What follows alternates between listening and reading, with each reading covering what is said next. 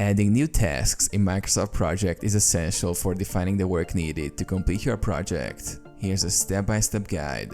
Open your project. Launch Microsoft Project. Open Microsoft Project and either start a new project or open an existing one. Access the task view. Switch to Gantt chart view. Click on the View tab and select Gantt chart from the Task View section.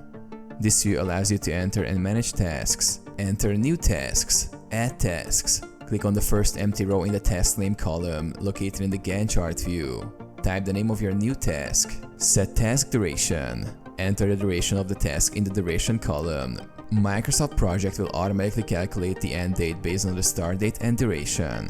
Define task dates. Adjust dates. Optionally, you can set specific start and finish dates by double-clicking on the task to open the task information dialog. In the General tab, specify the start and finish dates. Link tasks. Establish dependencies. If the new task depends on other tasks, you can link them.